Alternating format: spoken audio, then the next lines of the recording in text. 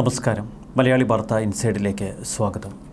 ചില വിധികൾ അങ്ങനെയാണ്, വൈകിയാലും നീതി പുലരും. ഇത് കെ രമയുടെ വിധിയാണ് എന്നൊരിക്കൽ ആക്ഷേപിച്ചു പറഞ്ഞ എം എം മണിയുടെ വാക്കുകളെ ശരിവെച്ച മുഖ്യമന്ത്രി പിണറായി വിജയനും കോടിയേരി ബാലകൃഷ്ണനുമൊക്കെ അവർക്ക് മുന്നിൽ ഇന്ന് നീതിദേവത പറയുന്നു. ആ കൊലപാതകം കേരളം കണ്ട ഏറ്റവും വലിയ ക്രൂരതയാണ്. TP ചന്ദ്രശേഖരൻ വധക്കേസിൽ പ്രതികളുടെ ശിക്ഷ ശരിവച്ചിരിക്കുകയാണ് കേരളത്തിൻ്റെ ഹൈക്കോടതിയും. രണ്ടുപേരെ വെറുതെ വിട്ട വിചാരണ കോടതി നടപടി ഹൈക്കോടതി റദ്ദാക്കി. കെ കൃഷ്ണനും ജ്യോതിബാബുവും കുറ്റക്കാർ തന്നെ. ഇതുവഴി ഒരു കാര്യം വ്യക്തമാകുന്നു: പാർട്ടി ഉൾപ്പെട്ടു നടത്തിയ ഗൂഢാലോചനയായിരുന്നു TP ചന്ദ്രശേഖരൻ വധം.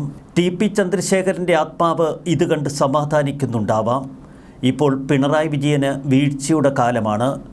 കുടുംബത്തിൽ മകളടക്കം വലിയ കേസുകൾ നേരിടുന്നു. അതിനിടയിൽ TP ചന്ദ്രശേഖരൻ വധക്കേസിൻ്റെ മുഴുവൻ ചിത്രങ്ങളും തെളിയുകയാണ്.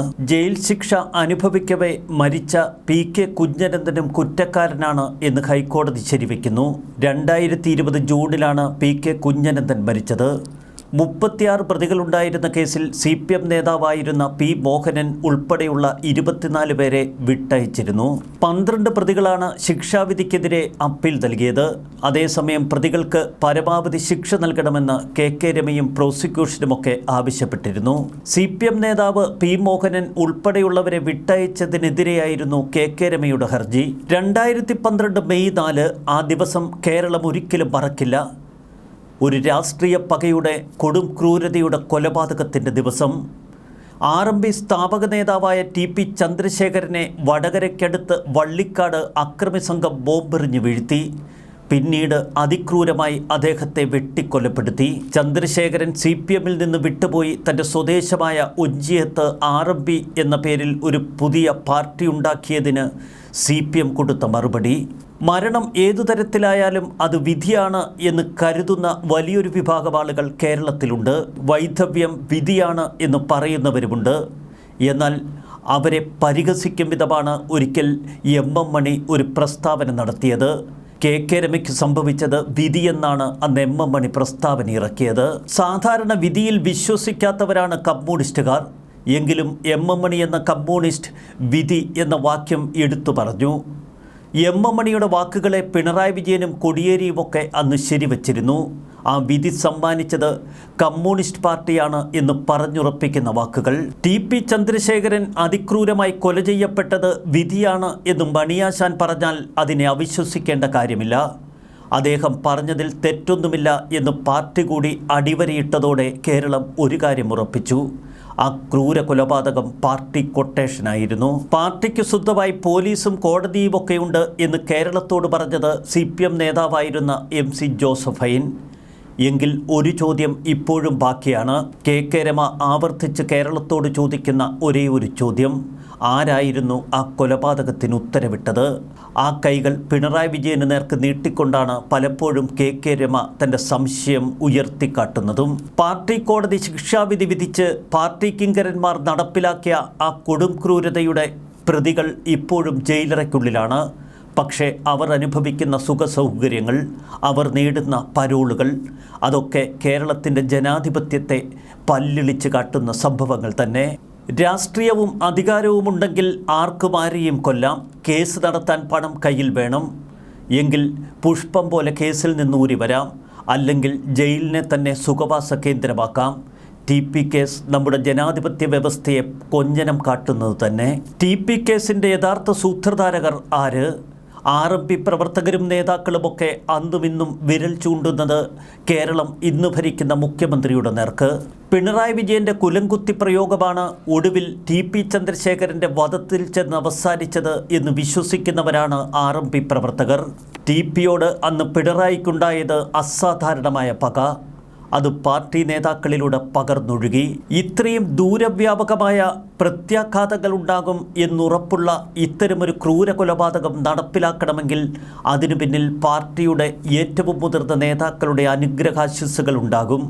അതുകൊണ്ട് തന്നെയാണ് കേരളം ഇപ്പോഴും പാർട്ടി ഉന്നതരെ തന്നെ സംശയിക്കുന്നത്. മലബാറിൽ എന്തു പ്രശ്നങ്ങളുണ്ടായാലും ആദ്യം അറിയുന്നത് P ജയരാജൻ. എന്നാൽ TP വധക്കേസിൻ്റെ ഗൂഢാലോചനയിൽ P. ജയരാജൻ ഉണ്ടായിരുന്നില്ല എന്ന് പാർട്ടി നേതാക്കൾ പറയുന്നു. പാർട്ടിയിലേക്ക് തിരികെ വരാൻ ആഗ്രഹിച്ചിരുന്നോ TP ചന്ദ്രശേഖർ? കാരണം P. ജയരാജനും TP ചന്ദ്രശേഖരും തമ്മിൽ ഈ വധത്തിന് ദിവസങ്ങൾക്ക് മുൻപ് ചില ചർച്ചകൾ നടത്തിയിരുന്നു. അതുകൊണ്ട് തന്നെ P. ജയരാജനും അപ്പുറം കരുത്തുറ്റ ചില നേതാക്കൾ തന്നെയാണ് TP വധത്തിന് ഉത്തരവിട്ടത്. TPയെ കൊന്ന കില്ലർ സ്ക്വാഡിനെ നിയന്ത്രിച്ചിരുന്നത് PK കുഞ്ഞനന്ദൻ. എന്നാൽ കുഞ്ഞനന്ദൻ്റെ മരണത്തിലൂടെ ദൃശ്യം സിനിമയിലെ കഥ അവസാനിക്കുന്നത് പോലെ ആ തെളിവുകളും അവസാനിച്ചിരിക്കുന്നു. കുഞ്ഞനന്ദൻ കോഴിക്കോട്ട് ജില്ലാ സെക്രട്ടറി ആയിരുന്ന മോഹനൻ മാസ്റ്ററെ ഫോണിൽ വിളിച്ചിരുന്നു എന്നതിൻ്റെ തെളിവുകൾ അന്വേഷണ സംഘത്തിന് കിട്ടി.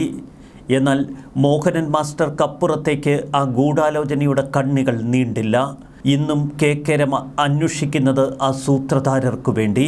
TPയുടെ കൊലപാതകത്തിൽ നിന്നുകൊണ്ട് തന്നെ ശക്തമായ ഒരു രാഷ്ട്രീയ പ്രതിരോധം തീർക്കാൻ അന്നു മുതൽ ആരംഭിച്ചു കഴിഞ്ഞു.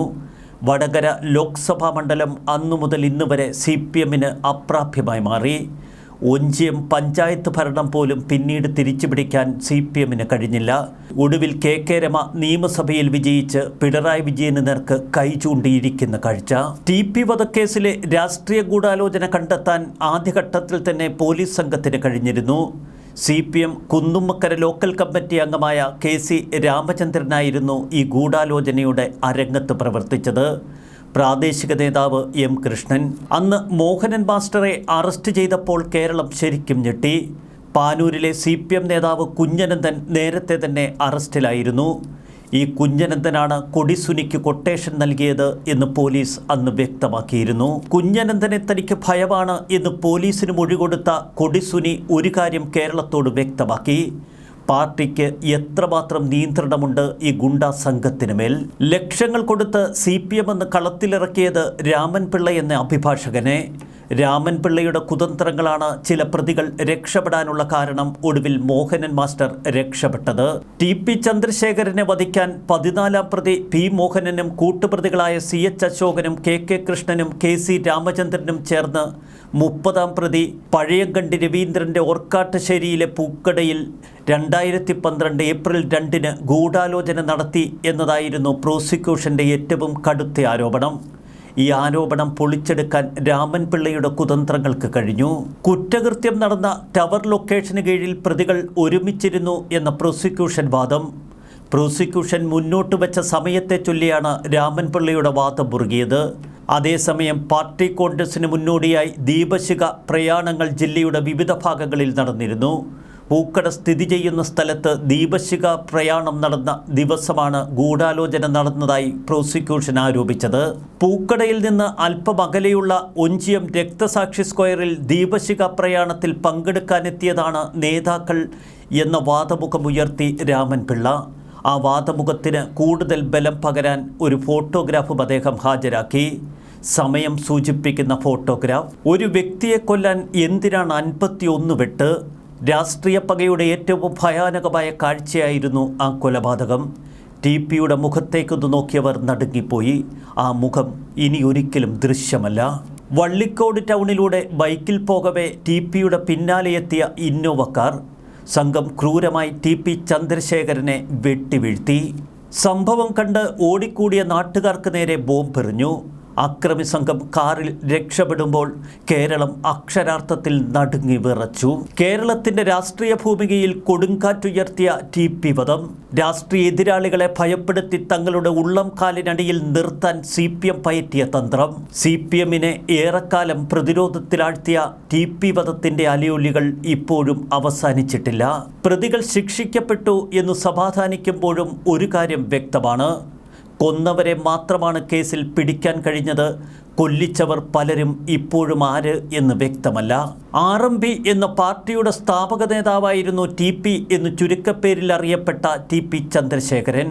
1960 ജൂലൈ 23-ന് കോഴിക്കോട് ജില്ലയിൽ വടകരയ്ക്കടുത്ത് ഒഞ്ചിയത്ത് ജനിച്ചു. SFI പ്രവർത്തകനായി TP രാഷ്ട്രീയ രംഗത്തെത്തി. അടിയന്തരാവസ്ഥക്കാലത്ത് Madappally high school SFI unit secretary. 18-ാമത്തെ വയസ്സിൽ Nellachery west branch CPM secretary. പിന്നീട് SFI ജില്ലാ സെക്രട്ടറി, സംസ്ഥാന ജോയിൻറ്റ് സെക്രട്ടറി, കേന്ദ്ര സമിതി അംഗം. കോഴിക്കോട് ജില്ലാ സെക്രട്ടറി, പ്രസിഡന്റ്, സംസ്ഥാന കമ്മിറ്റി അംഗം എന്നീ നിലകളിൽ തുടർന്ന് അദ്ദേഹം പ്രവർത്തിച്ചു.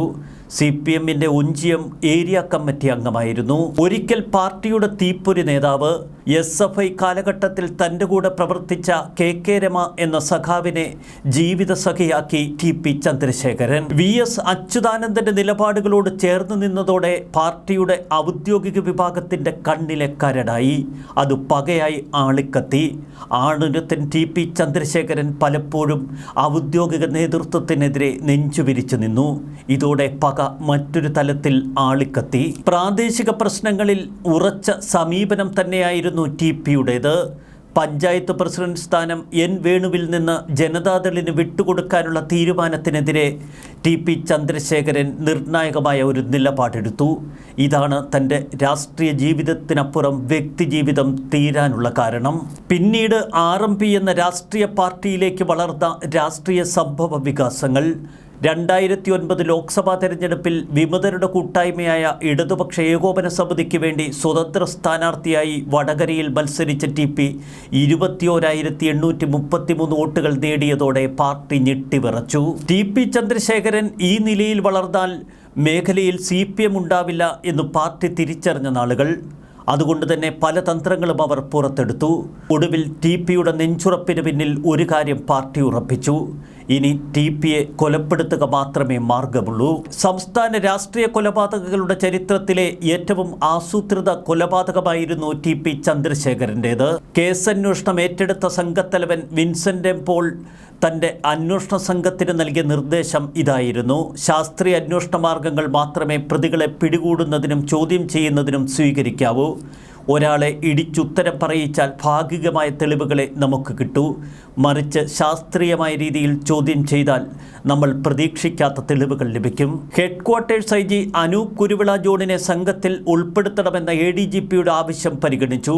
പിന്നീട് DYSP AP ഷൗക്കത്ത് അലിയുടെ നേതൃത്വത്തിലുള്ള പോലീസ് സംഘം അതിസാഹസികമായി മുടക്കോഴി മലയിലെത്തി പോലീസ് സംഘം കൊടിസുനിയെയും സംഘത്തെയും അറസ്റ്റ് ചെയ്തപ്പോൾ അന്ന് കേരളം നടുങ്ങി.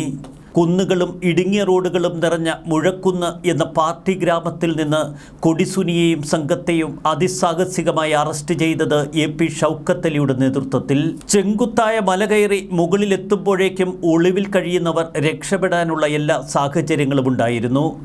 എന്നിട്ടും അതിസാഹസികമായ നീക്കങ്ങളാണ് പോലീസ് സംഘം നടത്തിയത്. ചെങ്കൽ തൊഴിലാളികളുടെ വേഷത്തിൽ വടകരയിൽ നിന്ന് മാഹി, തലശ്ശേരി, കൂത്തുപറമ്പ്, മട്ടന്നൂർ, ഉളിയിൽ, തില്ലങ്കരി വഴി പെരിങ്ങാനത്തെത്തിയതിനു ശേഷമായിരുന്നു സംഘം മലയിലേക്ക് കയറിയത്.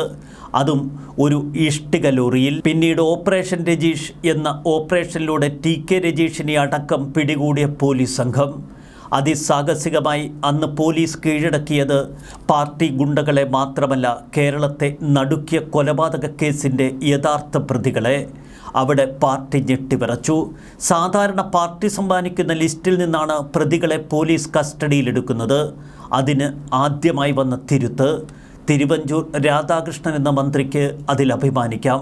എന്നാൽ അതിലപ്പുറത്തേക്ക് ഗൂഢാലോചനയുടെ ഭാഗങ്ങളിലേക്ക് കേസ് കടന്നില്ല എന്നത് ഇന്നും ചില ദുരൂഹതകളിൽ തുടരുന്നു. TP ചന്ദ്രശേഖരൻ ഊരാളുങ്കൽ സൊസൈറ്റി പിടിച്ചെടുക്കുമോ എന്ന ഭയമാണ് ആ കൊലപാതകത്തിന് പിന്നിലെന്ന് KM ഷാജി ഒരിക്കൽ വ്യക്തമാക്കി. ചന്ദ്രശേഖരൻ്റെ നേതൃത്വത്തിൽ ഊരാളുങ്കൽ സൊസൈറ്റി പിടിച്ചെടുത്താൽ അത് കേരളത്തിലെ CPM നേതാക്കളുടെ കള്ളപ്പണത്തിൻ്റെ സ്രോതസ് വെളിപ്പെടും എന്ന ഭയമാണ് കൊലപാതകത്തിലെത്തിയതെന്നായിരുന്നു KM ഷാജി ഒരിക്കൽ കേരളത്തോട് പറഞ്ഞത്. കോഴിക്കോട് ജില്ലാ സെക്രട്ടറി P. മോഹനിൽ നിന്നടക്കം അന്വേഷണം മുകളിലേക്ക് പോയാൽ മുഖ്യമന്ത്രി അടക്കം മറുപടി പറയേണ്ടി വരുമെന്നും അന്ന് KM ഷാജി വ്യക്തമാക്കിയിരുന്നു. ഊരാളുങ്കൽ മുതൽ വ്യക്തിപരമായ പകവരെ കത്തിയാളിയ ഒരു കൊലപാതകം. പലതും ഇന്നും ദുരൂഹമായി അവശേഷിക്കുമ്പോഴും പ്രതികൾ ജയിലറയ്ക്കുള്ളിലാണ് എന്ന ആശ്വാസം മാത്രമാണ് കേരളത്തിന്. പ്രതികൾ എല്ലാവിധ സുഖസൗകര്യങ്ങളോടെയും ജയിലിറയ്ക്കുള്ളിൽ കഴിയുന്നത് തികച്ചും മാഫിയ സംഘങ്ങളായി തന്നെ. എങ്കിലും ജനാധിപത്യ ഭരണത്തിൽ ഒന്നു മാത്രം നമുക്ക് ആശ്വസിക്കാം: ആ പ്രതികൾ ഇപ്പോഴും നിയമത്തിൻ്റെ കൈവിലങ്ങുകൾക്കുള്ളിലാണ്. ന്യൂസ് ഡെസ്ക്, മലയാളി വാർത്ത, ഇൻസൈഡ്.